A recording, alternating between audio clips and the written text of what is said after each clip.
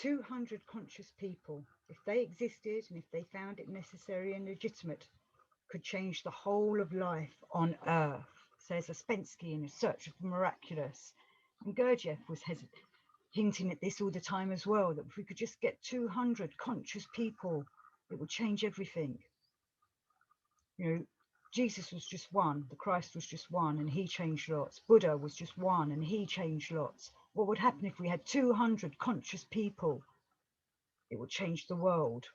So I wanted to talk about initiates, because yesterday I spoke about Christianity, and I brought up about the mystery schools and how to become well, not how to become an initiate, because that's what this is going to be, but about initiates. So this is from Life is Real, only then when I am.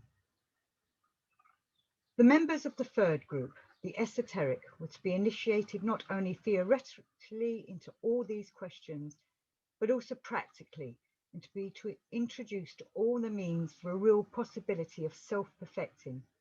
But of course, only after having been for a long time experimentally tried and verified in quite exceptionally planned circumstances. So they were lucky in them old mystery school days, weren't they, that they could work at this, but it was hard work, you know, and you had to keep being tested to check that you were worthy of doing it, because we do slip up. We all have our moments of forgetting what we're doing and, you know, blowing our tops or losing it with somebody or something. It happens. It's a test. Everyday life is not easy to implement this work in, especially in today's modern world. As Gurdjieff says, we live in a lunatic asylum and we're tested every day. And the whole point of this work is to help us be able to live in this world and not get caught up in it all. So continuing with Life is Real. The initiates belonging to the first category were those who, thanks to their intentional sufferings and conscious labours, attained a high gradation of what is called being, and for this they acquired the title saint.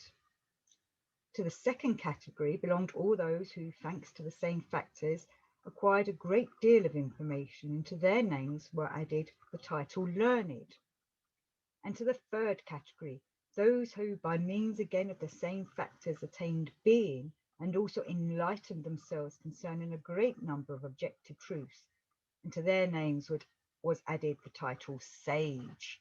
So there's even different versions of the higher man and higher woman. I'm going to add that as well, because someone did say to me, I keep talking about man, but really when I'm saying about man, I mean humanity. I'm just being old school, but I shall try and remember to say man and woman. So this is from All and Everything.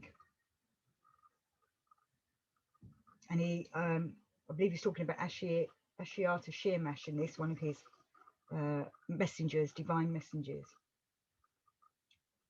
Definite information relating to his very saintly activities passed to the beings of the following generations through those called their initiates by means of a certain legomenism, which is, a legomenism is like a piece of art or a writing that really hits home, you know, objective.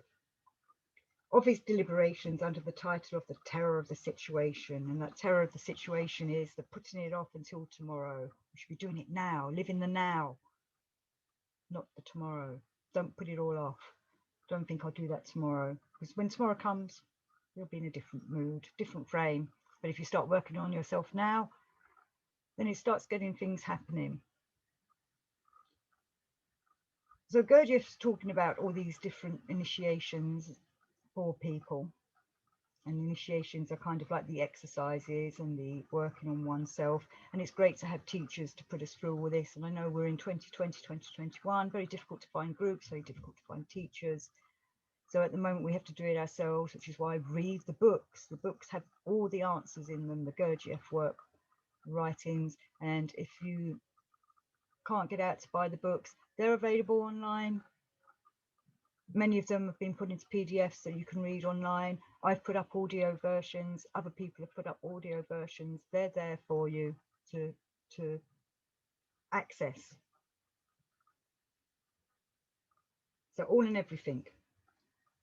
The free brain beings there who were called initiates were those who had acquired in their presences almost equal objective data which could be sensed by other beings. These beings who become initiates thanks to their personal conscious labours and intentional sufferings, and thereby they acquire in themselves objective merits which can be sensed by other beings irrespective of brain system, and which also evoke in others trust and respect.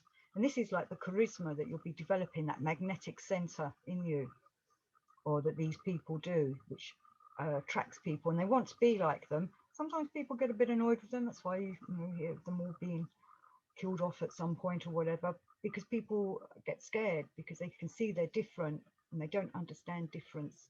But at the beginning, hopefully they won't be killed off. Hopefully you won't be killed off. Hopefully I won't be killed off. You know, we're waiting for the people to become aware of who they should be listening to, who they want to learn from.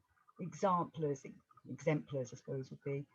Though I do wonder if in this day and age we don't need teachers anymore, because we've got all that, as I've said in past shows, of the writings of Christ. Well, not Christ, he didn't write them, but the teachings of Christ, the Buddha and such like, they're there. We just need to develop ourselves, and then hopefully other people will see that and want to develop themselves, and like creates like. Right. So also all and everything. Those who had already sensed the said divine impulse, consciously by their reason and unconsciously by the feelings in their subconsciousness, and who had full confidence that by certain self-efforts this divine being impulse might become and forever remain an inseparable part of their ordinary consciousness, and who were called first-degree initiates, he set apart, and he began to enlighten their reason separately concerning those objective truths, which before that time were still quite unknown to the free-brain beings. It was just these outstanding first-degree initiated beings who were then called great initiates. So these people are going out there and helping the people, teaching the people, making people aware of situations. You know, it's kind of like people would go to them when there were problems, or perhaps there was an argument between two neighbours over a cow on a farm or something, or land rights or whatever. These people would be used to help remedy situations. In old days we had the priest kings that everyone would come to say what their problems were and get the priest king to fix them. But normally these should be wizened people that have worked upon themselves, so they can see and understand everything and use real genuine reason. So from In Search of the Miraculous, the idea of initiation, which reaches us through pseudo-esoteric systems, is also transmitted to us in a completely wrong form. The mystery is represented a special kind of way in which, side by side, with a difficult and prolonged period of study, theatrical representations of a special kind were given, which depicted in allegorical form the whole path of the evolution of man and the world. And Gurdjieff used to say that his movements, the sacred dances he put on, were taken from old dances of different sects, esoteric sects and such like, that were again transmuting old, would that be the right word? Or truth, and telling stories that we need, and passing on the sacred knowledge through dance, through ritual, through theatrics. You know, I don't know if you know about the bumblebees, when they meet up with each other, the bumblebees, that one of them does a little dance, and normally they're giving them directions to the great flowers that are down the road that they can get some wonderful pollen from. A lot's hidden, not just in plain sight. Transitions from one level to another were marked by ceremonies of presentation of a special kind, that is, initiation. But a change of being cannot be brought about by any rites. See, it's not just going and attending the rites, you have to put the work in. Rites can only mark an accomplished transition. There is not, nor can there be, any outward initiation. In reality, only self-initiation, self-presentation exists. Systems and schools can indicate methods and ways, but no system or school whatever can do for a man the work he must do himself, which is what I've been saying. Inner growth, a change of being, depends entirely upon the work which a man must do on himself, or a woman on herself. We must do it on ourselves, but we have to help each other if we can. You know, like I appreciate the comments people put in the YouTube. Nice to hear about things that I've not looked into before. You know, and hopefully this will encourage you also to go and look at yourselves and work on yourselves and use the books. And as I say, there's other people out there doing YouTube channels and BitChute on the Gurdjieff work that you can get help from. So this is from Views from the Real World. The best educated scholar could prove an absolute ignoramus compared with an illiterate shepherd who possesses knowledge. And there is a difference. You know, we can have knowledge, but we need the wisdom to go with it.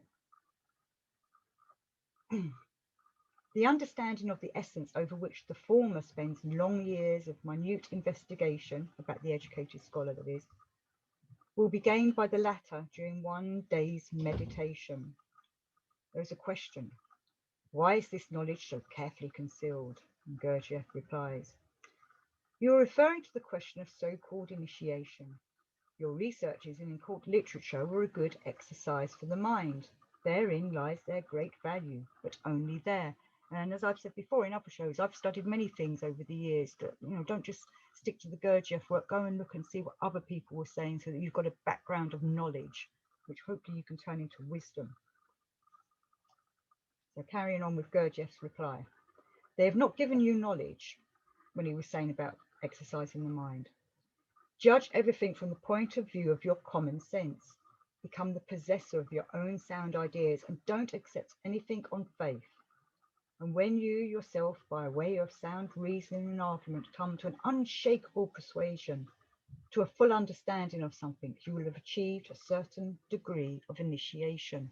Verify, verify, verify everything that you look up. And thanks to this work, to your own work, you will be able to reach a much deeper understanding of what I have said. You will initiate yourself.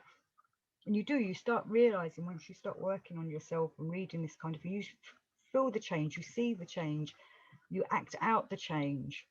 But as I was saying before, we get tempted by everyday life and things, and sometimes we fall down. And we want to keep going so we can become developed.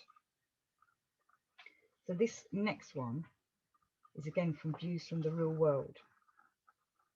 He gradually sees more clearly, first a feeble glimmer, then the clear light of truth which has illumined mankind throughout the ages. And the ancient truth, the ancient wisdom, is always there, always been there, but it's for us to grasp. The beginnings of initiation are lost in the darkness of time, where the long chain of epochs unfolds. The great centres of initiation in India, Assyria, Egypt, Greece illumine the world with a bright light.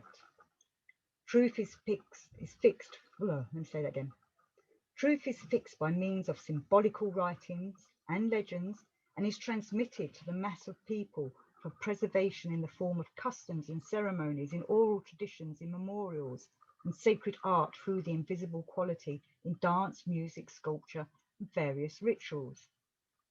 It is communicated openly after a definite trial to those who seek it, and is preserved by oral transmission in the chain of those who know. After a certain time has elapsed, the centres of initiation die out one after another, and the ancient knowledge departs through underground channels. And that has happened over the years. I don't know if any of you saw my Kafar talk. I believe when they were supposedly exterminated by the Inquisition, I think they went underground. I think the Templars went underground. I think many of the mystery schools, though they were quite secret, it was difficult to join them. I think they went underground when they had a few problems, maybe. You know, it is there, and sometimes by doing this kind of work, you come across them.